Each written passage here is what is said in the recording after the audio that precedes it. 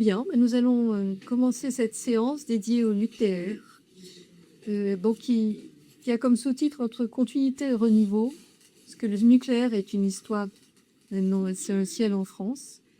La France est un grand pays du nucléaire depuis les années 70. Euh, Environ 70% de l'énergie électrique vient du nucléaire en France. Donc pour parler de cette continuité, mais aussi surtout de ce renouveau avec les SMR notamment, nous avons aujourd'hui et l'intégration du nucléaire dans le paysage énergétique français. Nous avons 3 orateurs aujourd'hui.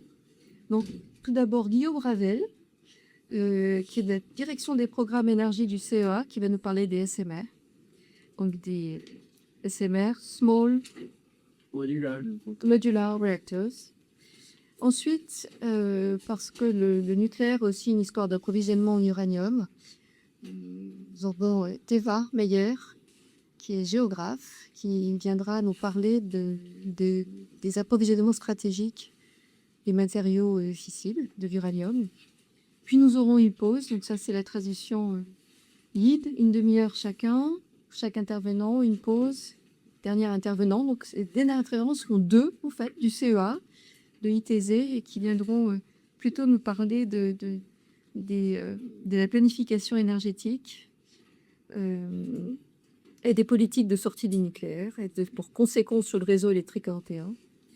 Et puis, après cette troisième intervention, nous aurons, comme d'habitude, un débat avec la salle. Donc, je vais laisser la parole à Guillaume Ravel, que on a une longue histoire, mais on a tous les deux travaillé au CEA à peu près à la même époque. Et on s'est retrouvés, pour la petite histoire, à une journée, un colloque sur Monsieur Dautré, du grand monsieur du CEA, qui avait lieu à l'Académie des sciences, Omer Dautré, qui était à la direction de la fabrication de l'arme nucléaire pour la France, et également qui a construit le réacteur à neutrons de Grenoble. Donc c'est aussi une autre histoire. Donc voilà, et à partir de cette rencontre, on a aussi décidé de faire parler Guillaume et de monter un séminaire autour de... Donc Guillaume, à toi. Merci Catherine, merci à tous pour votre invitation. Juste un petit mot off, je suis sujet en ce moment à une crise de vertige. Donc si vous me voyez aussi à une fréquence propre, c'est que c'est... Mais en général, j'arrive à corriger. Voilà, donc ils sont dits paroxystiques bénins, tout est dans le titre. En parlant de titre, donc Startup et nucléaire, Modern Nuke ou Oxymore. Modern Nuke, c'est un clin d'œil au genre de la microélectronique. Vous savez, il y a la loi de Moore et on dit quelquefois more than Moore, des dispositifs avancés. Eh bien, on pourrait ici imaginer qu'on est dans une phase ultérieure de la fameuse filière électronucléaire. Et puis Startup et nucléaire, est-ce que ça va bien ensemble? On va voir ça. Je tiens à dire que je vais essayer de faire des choses plutôt simples. Et ici, je peux citer Paul Valéry, hein, ce qui est simple est faux, ce qui ne l'est pas est inutilisable. Donc, voilà, avec sous l'égide de Paul Valéry, je peux travailler tranquille. Dans un sommaire de 3 parties, on verra si on peut traiter les 3. Je vais essayer d'aller assez vite et puis peut-être de garder des munitions pour les questions. Donc, start-up nucléaire. Donc, voilà. Ceci est une centrale nucléaire. Donc, je vous laisserai lire tous les raffinements de techno qu'il peut y avoir, mais des supraconducteurs à température critique élevée, du CO2 supercritique pour le système de conversion, etc., etc. Alors, nous, quand on a vu ça, on a souri.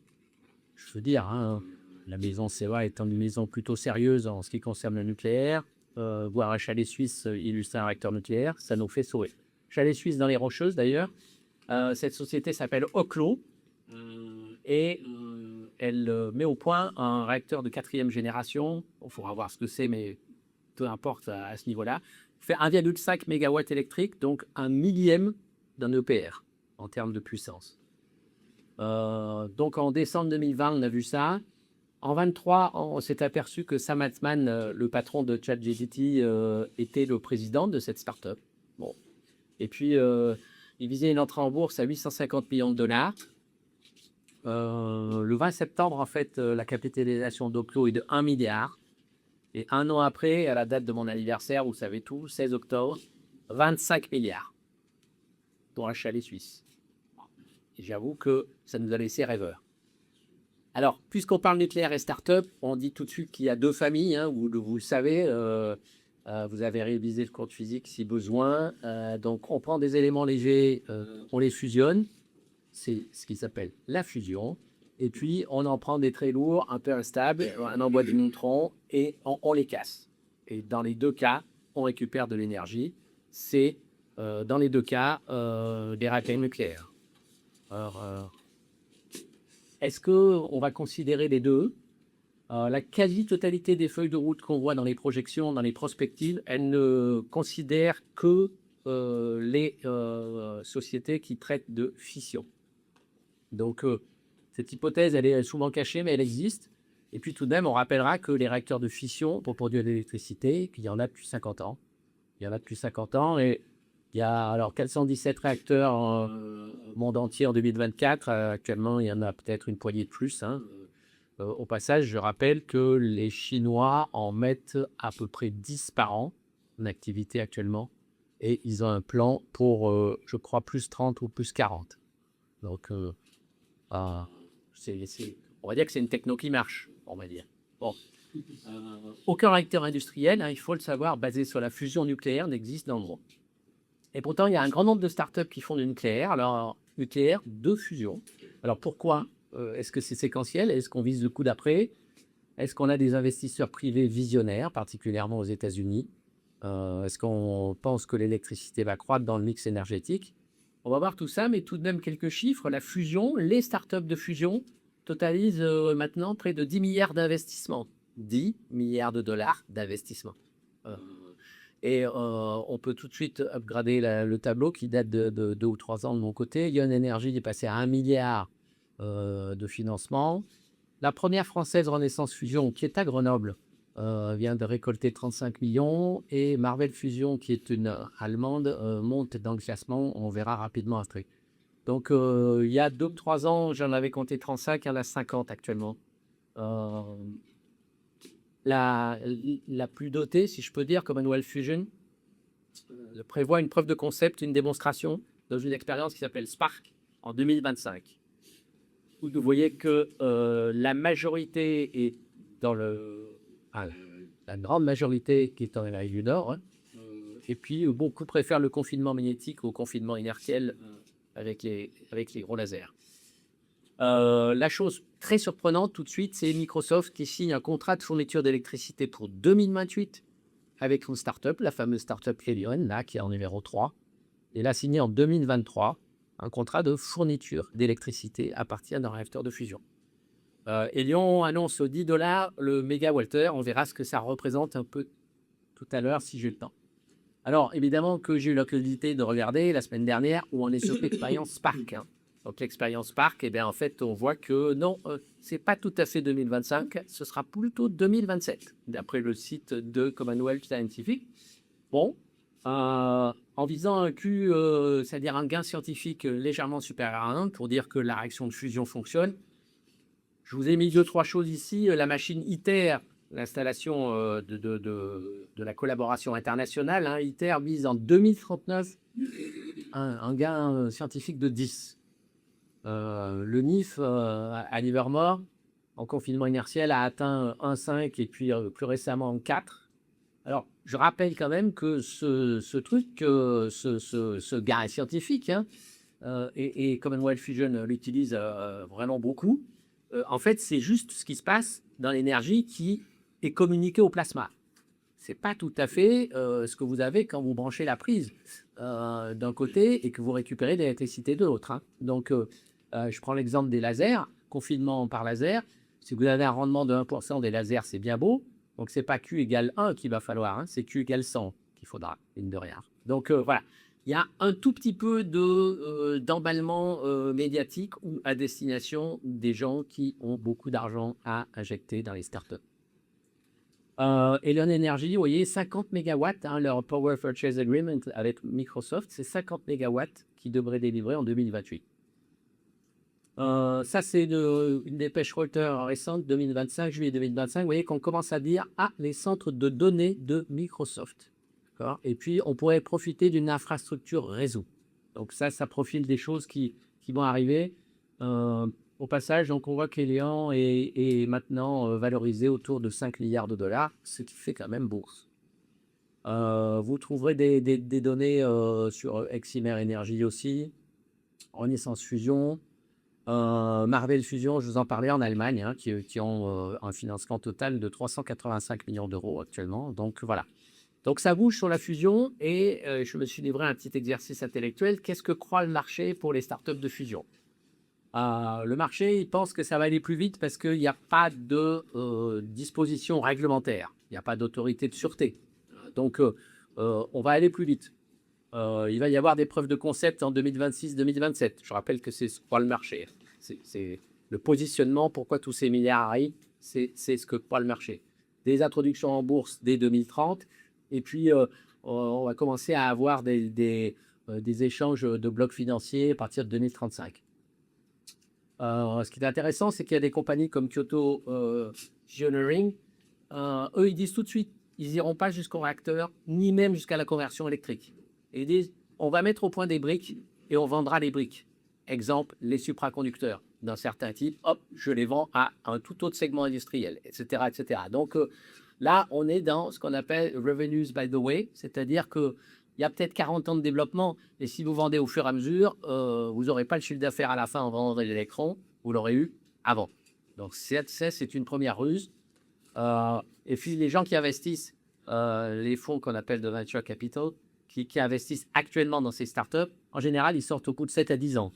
Donc, si la centrale électrique, pour faire court, n'existe pas dans 7 à 10 ans, c'est pas grave. Eux, ils cherchent à valoriser.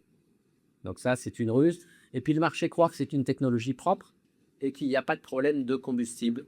On pourra revenir sur ces deux mots un peu lapidaires. Pour les startups de fission, cette fois-ci, on rentre dans le dur. L'objet identifié, c'est le SMR, comme le disait Catherine, le Small Modular Reactor, qui répond à des scénarios qui sont dressés en général par l'Agence internationale de l'énergie, mais par d'autres, et qui visent évidemment au premier ordre à fournir de l'électricité décarbonée avec l'efficacité de la génération actuelle. Génération 2 plus ou 3, vous l'appelez comme vous voulez, mais bon, c'est celle qui existe, c'est celle qui a donné lieu à un parc mondial. Évidemment que le marché attend la démonstration technico-économique du fameux downsizing. Hein, pourquoi faire petit modulaire?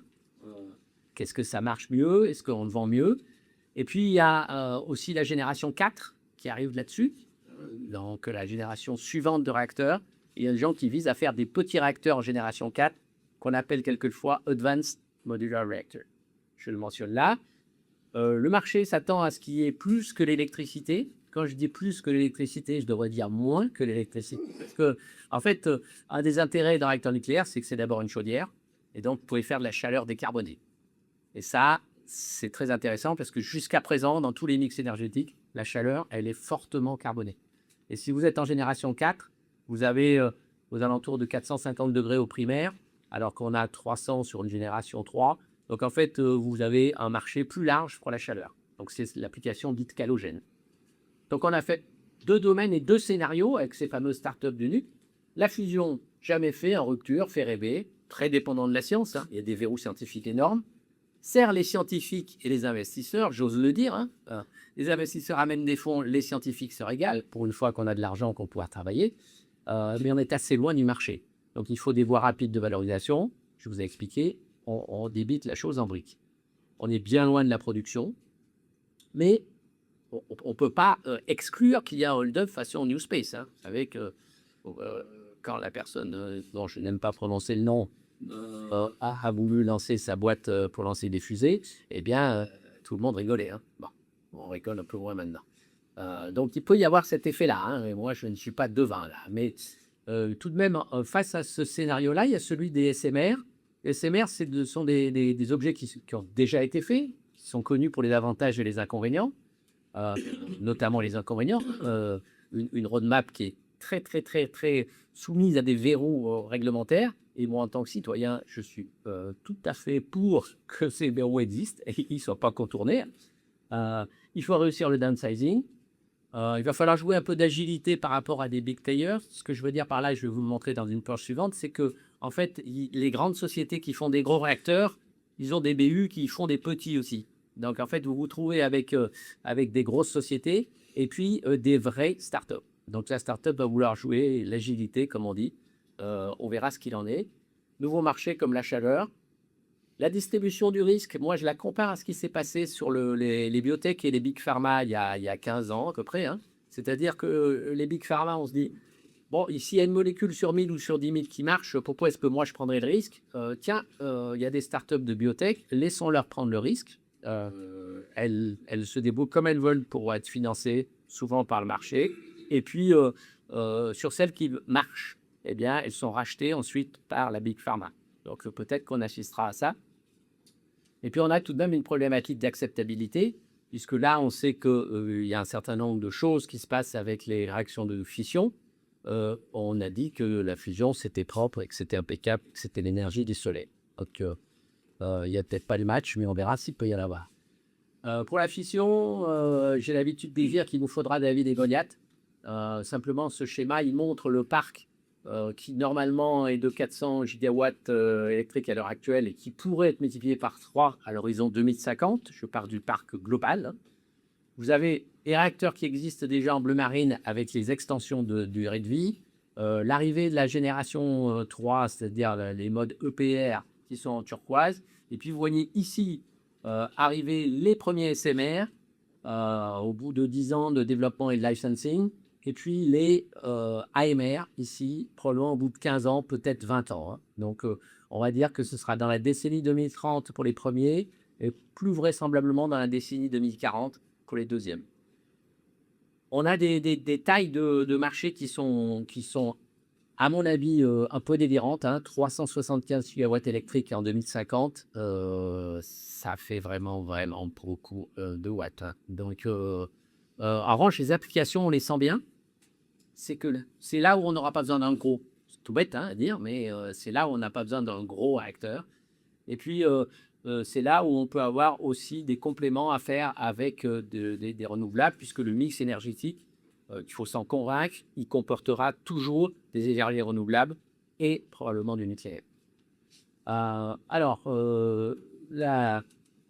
de l'énergie nucléaire mondiale a fait des recensements. On a vu en 2023 20 sociétés de CSMR. En 2024, un an plus tard, plus 21 par rapport aux 20. Et puis voilà le dernier recensement que je vous donne en février 2025, plus 30. Donc vous voyez qu'il y a quand même du monde sur le créneau. Donc, alors vous retrouvez au Coquelot d'ailleurs, hein, nos amis du chalet suisse ici, hein, vous les voyez, hein, sont sur la côte ouest, hein, mais vous allez en retrouver plein. TerraPower appartient à Bill Gates, etc., etc. Vous voyez, des gros et des petits. Hein, Westinghouse, Rolls-Royce, GE. D'ailleurs, je crois que c'est ce que je dis un peu après. Ah oui, simplement, je voulais mentionner qu'il en existe aussi en France. Il y a eu un appel à un projet de France 2030, réacteur nucléaire innovant. 11 lauréats, 11 startups lauréates. Certaines sont accompagnées par le CEA, c'est la raison d'être du petit logo CEA. Et on pourrait détailler ça, mais là je n'aurai vraiment pas le temps. Dans cette série, il y en a déjà une qui est en liquidation. Les projets qui progressent, ils progressent d'abord aux États-Unis, au Canada, au Royaume-Uni. On a à l'heure actuelle 4 SMR qui existent. Il doit y en avoir un au Japon, on nous voit ici en vert foncé. Il y en a 2 en Chine. Et puis il y en a 1 ou 2 en Russie, qui sont des barges, des réacteurs nucléaires montés sur des barges. Un peu façon sous-marin, quoi. Voilà. On pourrait aussi se poser la question pourquoi on n'utilise pas les technos remarqués et en réalité, on ne les utilise pas. Les SMR sont tout à fait différents de ce qu'il peut y avoir comme chaudière nucléaire dans un porte-avions ou dans un sous-marin. La tendance, vous la voyez, 2022, c'est un graphe qui dit à gauche ce qui est du design et puis ce qui vient en opération. Vous voyez que le pipe il commence à se décaler vers la droite, hein, assez naturellement. Donc des BU et des grands groupes, c'est ce que je disais. Il y a ces fameuses jeunes sociétés, hein, on vient d'avoir un certain nombre, et puis les grands du domaine, ils sont tous là. Rolls-Royce, Westinghouse, GE, EDF et les Coréens. Euh, Tout récemment, d'ailleurs, GE a indiqué qu'il avait signé avec des Suédois, notamment pour être dans les parcours de l'autorité de sûreté suédoise, puisque chaque pays a son autorité de sûreté nucléaire et on ne peut pas dire qu'il y a quelque chose qui vaut pour toute l'Europe ou même pour une partie du monde, hein. Donc ça, c'est après une des raisons pour lesquelles les gens signent plutôt avec certains et d'autres. Les premiers développements, on peut prendre l'exemple du Canada, hein, je vous ai dit, c'est d'abord l'électricité. Donc, un cas d'usage très facile, c'est j'ai une centrale à charbon, ça tombe bien, c'est à peu près 300 mégawatts, et bien hop, je la remplace par un SMR. Donc, en fait, j'ai décarboné instantanément et j'ai déjà toute l'infrastructure électrique qui est là. Donc, c'est du plug-in, entre guillemets, avec beaucoup de guillemets, d'accord? Donc, ça, c'est le premier exemple. Et deuxième exemple, c'est pour les industries lourdes ou les industries minières. Là, on a quand même besoin de puissance dans une moindre gamme et on va se mettre en dehors du réseau, ce qu'on appelle off-grid, c'est-à-dire pour assurer une autonomie du gisement qui est souvent très éloigné et qui tournait probablement avec du diesel. Donc, voilà, ça, c'est les cas de figure qu'on voit au Canada. Le retour du chalet suisse version pagode cette fois-ci, enfin, si je peux dire ça comme ça. Alors, c'est évidemment que ce sont des illustrations que j'ai prises sur leur site, hein. N'allez pas croire que je me moque. Donc, alors, et ceci devrait être installé en Alaska quand même, hein. Donc, je ne sais pas si ce sera cette version ni cette photo, mais ce sera installé dans une base américaine en Alaska pour fournir les 1,5 MW et ça pendant 30 ans. Donc, il y a bien des premiers contrats avec des réacteurs qui n'existent pas encore. D'accord? Celui-là, il est probablement en construction. Et si on va sur le site d'Oclo, qui est très caractéristique, hein, vous voyez, on a deux très beaux fondateurs hein, qui sont validés par le MIT. Hein, et, je vous ai dit que c'est des parcours en général de scientifiques, ou en tout cas avec un adossement scientifique important. Hein, donc ça, c'est pour la caution scientifique. Vous voyez qu'on a quand même plein de logos qui vont bien sur la partie droite. Ce qui n'est pas forcément ça qui m'intéresse, c'est cette partie-là du site. Vous voyez qu'ici, on commence à parler de dollars par mégawattheure. On appelle ça le leverage cost of electricity. Mes amis de l'ITZ jouent avec quotidiennement. Hein, donc, simplement, donc, ça permet de donner l'estimation d'un prix à laquelle on pourrait vendre l'électron, auquel on pourrait vendre l'électron dans une installation. Donc, vous voyez qu'Oclo se positionne. Alors, ils ont quand même mis une marge, hein, une barre de 40 $ à 90 $. Vous avez quand même de la place pour vous tromper quand même. Hein. Mais ils ont associé la chose à nucléaire avancé, au renouvelable avec du stockage ou du gaz naturel avec la capture de CO2. Vous voyez que tout le monde est à peu près dans une gamme de 90 $ le mégawattheure. Bon. Là-dessus, il y a plein de calculs rusés d'inflation, de trucs. On ne regarde pas ça, c'est juste pour vous donner des ordres de grandeur. Et j'avais l'intention de vous expliquer avec les mains comment on fait ce type de calcul, mais je le passe parce que je n'ai pas le temps. Je suis bavard et c'est bien fait pour moi. Simplement pour vous dire que quand même, dans le calcul, il rentre le coût de l'installation, le coût d'opération, ce qu'on dépense pendant toute la durée pour faire tourner l'installation, le pourcentage d'utilisation de l'installation. Par exemple, pour une éolienne, quand il n'y a pas de vent, on est à 0. C'est chouette, hein, donc ça joue évidemment dans tout. Et puis le fameux taux d'actualisation qui est capital, il est d'autant plus capital que voilà un exemple où on va se comparer du nucléaire classique, du nouveau nucléaire, du PV et puis de l'éolien onshore. Et vous voyez qu'en fait, on met ici le taux d'actualisation, les 4-8%, vous voyez, la deuxième ligne en l'abscisse, ce sont les taux d'actualisation. Vous voyez que, suivant le calcul qu'on fait, si je change le taux d'actualisation de 4% à 8%, c'est des maths, c'est normal, mais enfin, il faut quand même s'en souvenir qu'on obtient des coûts très différents. Donc, ceci est un petit message pour dire quand vous jouez avec des LCOE, demandez toujours aux gens quel est le taux d'actualisation qu'ils utilisent, quelle est la durée de l'installation, etc., etc. Il y a des trucs qu'il faut faire véritablement pour ne pas être un peu trompé par la chose. Donc l'avantage du SMR, eh bien, lui, c'est qu'il peut justement travailler avec un SCOE qui va être du même ordre de grandeur que celui d'une grande installation. La grande installation est là. Alors, normalement, quand on fait grand, on a des coûts d'échelle. On a toujours intérêt à faire un gros réacteur. C'est ce qui s'est passé pendant des décennies. Hein. On va avec des cranches de plus en plus grandes parce que finalement, on a un coût fixe qui peut être à peu près toujours le même et le coût marginal, il n'est pas proportionnel. Donc, on s'en sort. Ben là, en fait, pour les SMR, on fait le raisonnement inverse, et notamment parce que les coûts de construction sur site sont énormes. Plus la centrale est grosse, plus les coûts de construction sur site sont énormes, et plus il est difficile de faire notamment la cuve du réacteur par des technos très élaborés. Donc en fait, on fait le raisonnement inverse. On fabrique la cuve du réacteur à un endroit et on va l'amener sur le site. L'image que les gens utilisent, ce sera comme des Airbus. Soit. Après, il faudra charger du combustible, hein, quand même, à un moment donné. Hein. Mais bon, ce ne sera pas tout à fait comme un Airbus. Donc, en fait, le gain qui est représenté par les SMR, il est essentiellement dû au CAPEX, qui est plus petit, et au fait que vous gagnez du temps sur la construction. Et puis, comme vous en faites idéalement beaucoup, vous gagnez en fabrication sur la série. Et les techniques de fabrication, comme les cuves sont plus petites, sont également plus diversifiées. Donc, on voit ici, je parlais de temps de construction, vous les avez ici dans une étude. Hein, alors là, ils sont assez optimistes. Hein, pour un grand réacteur, ils donnent un max à 125 à une dizaine d'années. Bon, on a vu qu'on pouvait faire pire. Hein. Mais pour les SMR, vous voyez qu'ici, bon, grosso modo, il y a un facteur 2 de réduction sur les temps de construction. Et puis, les effets de série, vous les voyez ici. Hein. Ça, c'est des calculs faits par l'AIEA et puis la SFEN. On estime un gain de 30% sur le LCOE à partir du 5e de la série. J'aurais dû vous expliquer, excusez-moi, l'acronyme. On parle de FOC pour First of a Kind, la tête de série. Et puis ensuite, NOC, suivant où on est dans la série. Donc à partir du 5e, ces agences estiment qu'on peut gagner 30%. Le plus avancé, c'est NewScale. Je vous ai montré ça quand même parce que ça peut être intéressant. Au départ, ils partent en 2016, ils nous disent $55 le mégawattheure. La vie est belle, impeccable, on est dans le bas du tableau.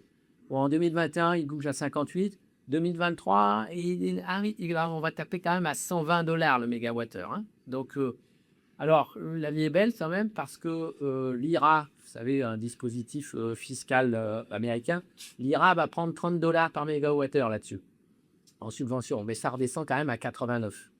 Donc, et pourquoi? Parce qu'en fait, le CAPEX du réacteur, le réacteur, il se trouve plus compliqué à faire que prévu et avec des matériaux qui valent plus cher.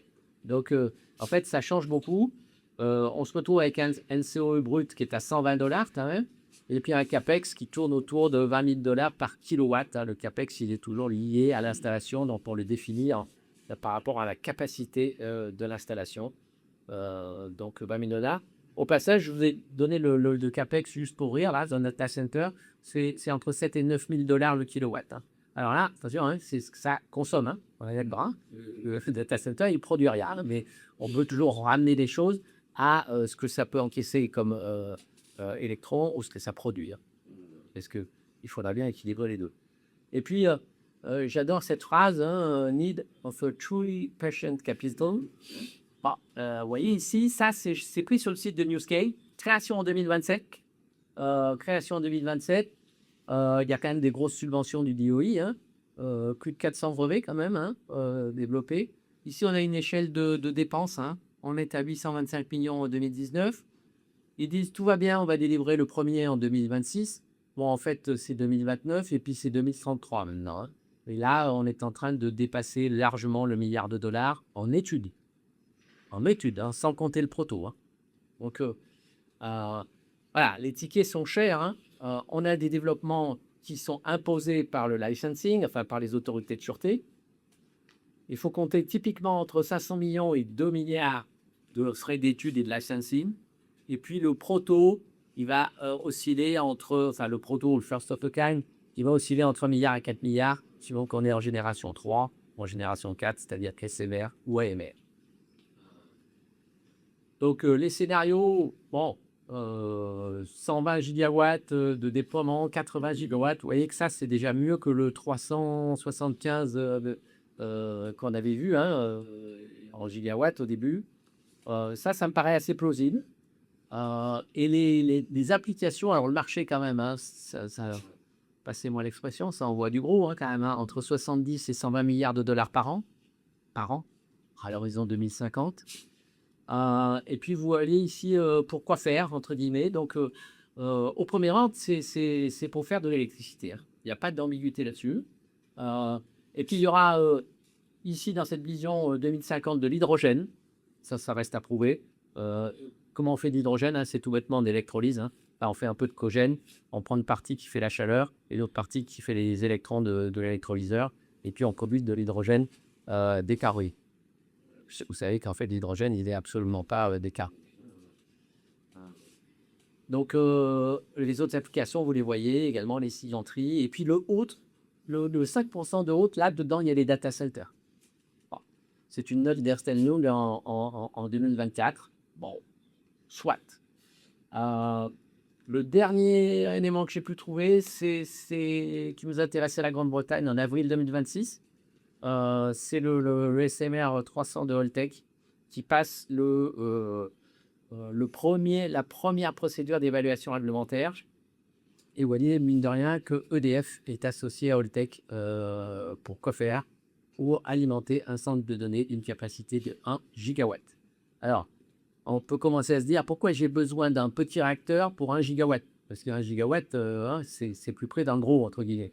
Ben, en fait, c'est tout simplement parce qu'il faut de la redondance générale. Hein. Vous n'allez pas pour un centre de données. Il faut absolument que tout marche 24 heures sur 24. Hein. Donc, vous allez être probablement mieux à avoir une paire, voire deux paires de SMR.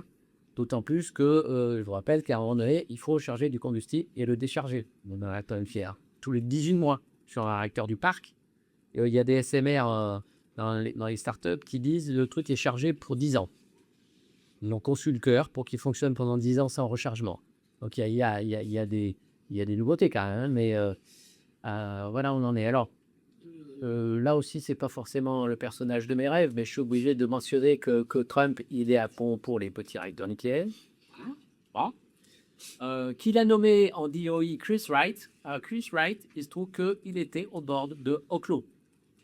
Donc, il y a d'un conseil d'administration d'une boîte qui fait des SMR et c'est maintenant le secrétaire of Energy. Voilà. Donc, ça s'arrange bien, d'autant plus que Trump nous dit il n'y a pas de problème, il faut de la génération de puissance pour les data centers et donc vous avez même le droit de vous mettre behind the meter of grid, c'est-à-dire en autonomie complète par rapport au réseau.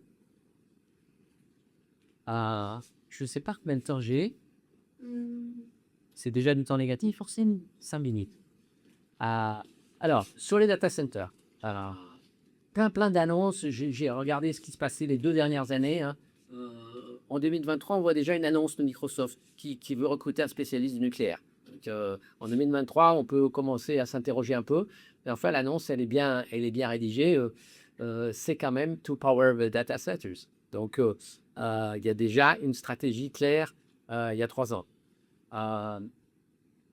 On retrouve la même ici. Alors, ça, c'est encore meilleur. C'est qu'ils veulent utiliser l'IA pour accélérer le processus de licensing. Donc, il y a quand même des gens qui réfléchissent. Hein.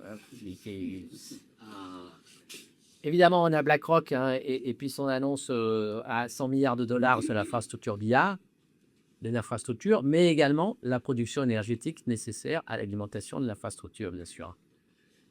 Et puis là, octobre 2024, ça s'accumule. Hein. Microsoft dit qu'ils ont signé un Power Purchase Agreement avec Constellation qui redémarre une des tranches de Fleming Island. Évidemment, pas celle qui a eu un petit souci, hein, mais l'autre qui était a priori en voie d'arrêt puis de démantèlement. Donc, non, il redémarre une centrale.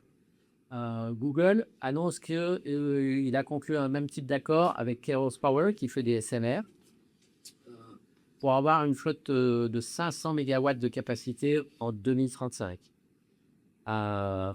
Amazon, il ne manque plus là, hein, qui annonce cette fois-ci travailler avec X Energy, autre start-up de SMR, pour un projet dans l'État de Washington. Et puis, ici, on voit qu'il y a 320 mégawatts d'électricité pour le premier projet qui comportera 4 modules de SMR. Donc là, c'est parti. Hein, c'est parti. Alors, qu'est-ce qui se passe en France? J'ai passé la liste complète, hein, mais c'est un petit clin d'œil à Catherine, près de Grenoble, hein, à Hague. Donc, Ebens. Hein, Ebens, pour remplacer les locaux de HP, DataOne installe un data center au départ de 15 mégawatts, mais d'ici 6 ans, 1 gigawatt de puissance totale. 1 gigawatt de puissance totale, voilà, faut quand même mesurer ce que ça représente. Hein. C'est-à-dire, c'est beaucoup. C'est beaucoup. Ça, pour ne pas se perdre, c'est simplement pour passer des gigawatts, parce qu'on va parler pour les data centers souvent de consommation. On va parler en térawattheures. Et donc, naturellement, que les deux ne sont pas la même chose et qu'il faut savoir qu'est-ce qu'on utilise comme taux d'utilisation. Moi, j'ai pris d'après un papier de Berkeley, un taux d'utilisation de 50%. Évidemment que si on prend 100%, tout est multiplié par 2. C'est bon. Ça, on peut passer, je vais vous amener ici, 2025, 12 000 data centers. Donc, grosso modo, la moitié aux États-Unis. Et puis, on avait 60 gigawatts de base installés en 2022. Prospective pas facile, hein, puisque en fait, le data center, on parle d'une puissance de consommation, mais il peut y avoir plus de puces qui consomment moins, etc. etc. Donc, c'est véritablement compliqué en termes de prospective, mais on s'y risque quand même. McKinsey dit en 2030, probablement 150 gigawatts installés. Ça nous donne à peu près 660 TWh, soit 2% de la consommation d'électricité mondiale. Et puis, quelque part, on devrait atteindre les 1000 TWh entre 2030 et 2040. Donc, en visant essentiellement de l'électricité propre, c'est le terme utilisé par McKinsey. En fait, c'est déjà dépassé, hein, puisque vous voyez qu'on est à 415 TWh en 2024. C'est un excellent rapport de l'Agence internationale de l'énergie en avril 2026. Et puis 950 TWh de projetés en 2030. Vous voyez ici les projections sur 2030 et les différents scénarios. Donc, on est très très près de 1000 TWh. Donc, c'est beau pour la production. Si je ne me trompe pas, la production française d'électricité, elle doit être autour de 500 TWh. Donc, voilà, ça vous donne des ordres de grandeur. Et puis, naturellement, ici, vous apercevez que ce n'est pas tellement les pays, les emerging markets, hein, qui vont aller chercher une croissance d'électricité pour les data centers. Eux, ils ont les climatiseurs. Aussi bizarre que ça puisse paraître dans les projections. Parce que ce sont des pays où il fait chaud et le réchauffement climatique va les impacter au premier rang. Donc, ce sont les climatiseurs. Ceux qui dépassent le score, c'est évidemment les États-Unis avec la moitié des data centers du monde entier. Donc, décarbonation obligatoire. Pour l'instant, c'est ce qu'ils disent. Amazon, Google, Microsoft, ils disent Green Data Center, etc. Quand même, pour aller jusqu'à 2030, il va y avoir 47 gigawatts de puissance à trouver. Et très probablement aux États-Unis, ce sera 60% de gaz et 40% de renouvelables. Donc, le gaz, jusqu'à preuve du contraire, n'est pas décarboné.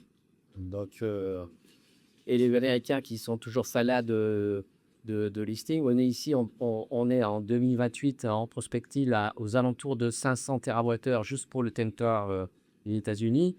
Mais en fait, le Boston Consulting Group tape encore beaucoup plus haut. 1000 TWh en projection. Vous voyez, les équipes de Berthier, elles étaient larges. Donc, on voit quand même qu'il y a beaucoup d'écart. Au moins 80 gigawatts à trouver, avec soit du gaz, soit des renouvelables. Et ce qui est intéressant, c'est que sur le gaz, donc c'est de la turbine à gaz, il y a même des startups qui faisaient des turbines d'avion, qui les reconfigurent pour amener de l'énergie au data center. Donc, et la supply chain des turbines à gaz, elle est extrêmement tendue à cause des data centers. Vous voyez ici, de 2025 à 2030, les effets qu'on va avoir sur des utilisations renouvelables et gaz naturel, hein. Ça va être les deux leaders. Le charbon, c'est les Chinois, parce qu'ils en ont encore, parce qu'ils auront plus de centrales. Et quand ils vont installer des data centers, ils vont les faire marcher avec de l'électricité issue de centrales à charbon. Et puis, il y aura quand même un tiers. J'ai 1 minute et j'ai terminé, parce que je voulais vous donner quand même cette chose-là. Pour l'instant, il n'y a pas de data center alimenté par des SMR. Vous avez compris. Pourquoi? Parce que c'est tellement tendu que s'ils ont du gaz ou des renouvelables, ils vont le prendre. Le SMR, il a le handicap que son time to market, il n'est pas tout à fait là encore. Simplement, on signe des accords pour dire je vous achèterai votre électricité. Comme avec la fusion, ici, c'est pour les SMR. On voit quand même qu'à la fin de 2024, on est à 2025, pardon, on est à 45 gigawatts de signés quand même. 45 gigawatts de signés. Vous voyez ici les deals. Vous voyez qu'il y a des deals avec Oklo. On retrouve Oklo et Meta. On retrouve TerraPower, Bill Gates et Meta. On retrouve un certain nombre de choses. Et puis quand même, ici, je suis obligé de le mettre. Parce que non seulement Stellaria, c'est une start-up issue du CEA, mais en plus, elle est française.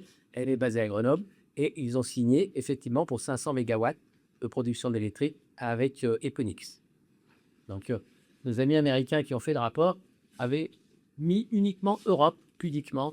C'était juste pour nous énerver, mais j'ai remis le drapeau où il fallait. Donc,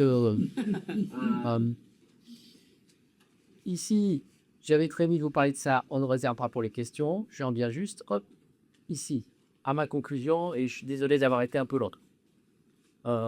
Conclusion tout à fait personnelle, dans laquelle j'indique, oui, il y a un intérêt marqué des investisseurs, je vous l'ai prouvé, et des entrepreneurs pour les startups du nu. C'est-à-dire, il y a beaucoup de gens qui se lancent. Il y a tout de même ce que j'appelle un mirage de la fusion. Ne comptez pas sur des électrons fournis par un réacteur de fusion avant 2060 ou 2070. Je pense que... Et encore. L'équation technico-économique des SMR, je fais plus petit, ça me coûte moins cher et vous allez voir, hop, je l'installe plus vite et tout va bien se passer. Elle est vraiment à démontrer. Elle est là, elle est posée comme une roadmap, mais elle est à démontrer. Et en parlant de roadmap, les calendriers qu'on voit sont plutôt faits pour des venture capital que pour des industriels, parce que les calendriers sont tous glissants à l'heure actuelle. Mais néanmoins, ça permet de récupérer des subventions ou du financement en equity. Il y a un risque sur les verrous réglementaires. J'utilise le terme risque ici dans un double sens. C'est que moi, je vois un risque en tant que citoyen à ce que la fameuse agilité des startups les pousse à, comment dire, je ne voudrais pas utiliser le mot contourner, mais à optimiser tout de même un petit peu leur processus réglementaire. Et je suis content que l'autorité de sûreté nucléaire soit là pour rappeler tout le monde. Alors, que c'est une chose sérieuse. Je voudrais dire que le modèle d'affaires et les marchés ne sont pas évidents pour les clients, pour les industriels. Pas ceux qui font le réacteur, mais ceux qui pourraient en acheter. Pour l'instant, ce n'est pas évident. Est-ce que je deviens un exploitant nucléaire? Vous savez que la loi, elle dit si vous opérez un réacteur, vous êtes exploitant nucléaire et vous avez un certain nombre de responsabilités qui vont avec. Est-ce que j'aurai un exploitant sur site et j'utiliserai simplement ce qui est produit par le réacteur, etc. Les modèles d'affaires fonctionne pas toujours. Et puis pendant combien de temps j'aurai le réacteur? Si je veux bouger mon usine dans 5 ans, qu'est-ce qui se passe? Donc, c'est pas simple. C'est vraiment pas simple. Le meilleur cas d'usage, à mon sens, c'est sans doute celui de la chaleur décarbonée. Oui, la chaudière nucléaire fait de la chaleur, elle est décarbonée. Profitez-en. Voilà, ça me paraît un vrai bon segment de marché. Et le cas d'affaires des centres de calcul, c'est évidemment un moteur au développement, on l'a vu. Je vous ai montré 45 gigawatts de signés, assez dépendant des territoires. C'est sûr que si vous avez un réseau phénoménal, en France, pas la peine de se préoccuper de SMR pour un data center. On a un réseau phénoménal et on a des gros réacteurs posés à un endroit du réseau. Les électrons, on les récupérera où qu'on soit. Donc, le data center, il est intéressé par prendre la parcelle qui est alimentée. Mais il se dit tout va bien.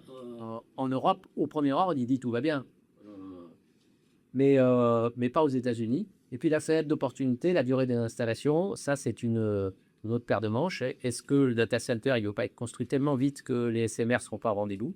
Et la compétition pour l'électron, ce que je signale ici, c'est simplement que si les usages tendent vers l'électrification de l'industrie, mais quand même, à un moment donné, il y aura une tension sur l'électron. Et peut-être que je préférais prendre de l'électricité pour, je ne sais pas, mon usine agroalimentaire que pour un data center. Et voilà, je suis été long, je m'excuse. Merci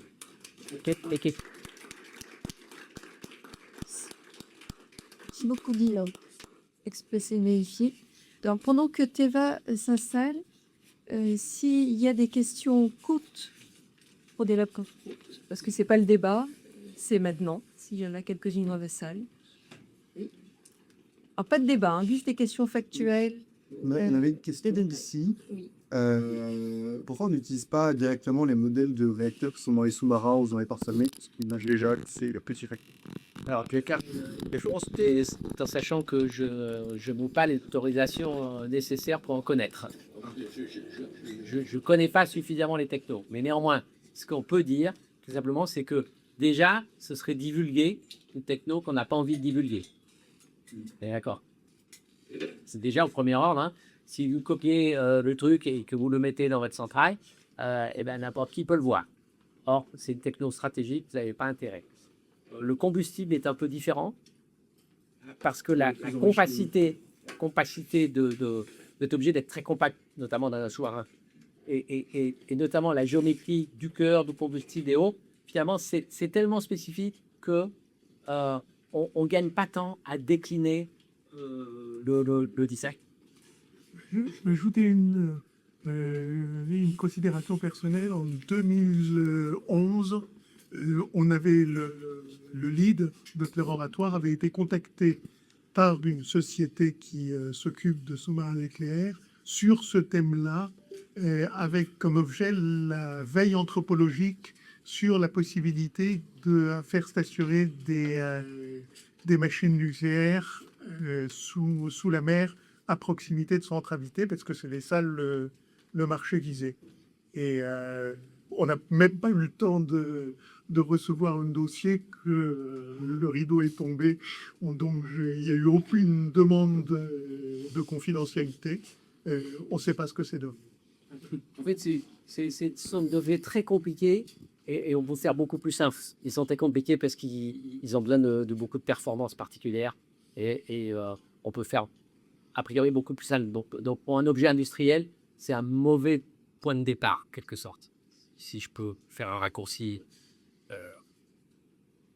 Juste une dernière question de clarification. Je n'ai pas vu d'éléments sur les HTR, les réacteurs à haute température. Est-ce que c'est volontairement parce qu'il y a peu d'investissement de ce côté-là? Et est-ce que ça reflète du coup la dynamique du marché? Alors, sur les 60 sociétés de SMR, je ne vous ai pas fait toute la typologie. Il y a un certain nombre de HTR. Okay. Et sur les 11 français, il y a au moins 2 HTR. D'accord. Jimmy, Energy, c'est un HTR, et Blue Capsule, c'est un HTR aussi. Donc, oui, c'est présent.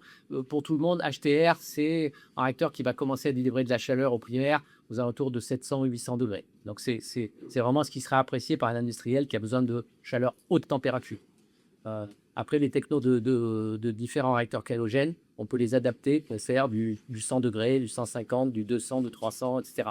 Et ce sera peut-être à chaque fois des technos différents. Donc, la fenêtre de techno, elle est beaucoup plus large sur les halogènes que pour les électrogènes. Toute petite. Vous n'avez pas parlé des déchets, c'est volontaire? C'est volontaire parce que... C'est le débat. Non, ça, Je réponds en un mot, c'est qu'en fait, il n'y a pas de particularité des déchets pour les SMR. C'est comme pour les autres. Donc, ce que je veux dire, c'est que moi, j'ai essayé de vous montrer ce qui était spécifique. Et pour le coup, là, il n'y a rien. Oui, il y a des déchets. Oui, il faut rentrer du combustible. Il faut en sortir. Il y a des produits de fission. Donc, là-dessus, au premier ordre, hors génération 4, même combat, je dirais. Merci encore. Oui.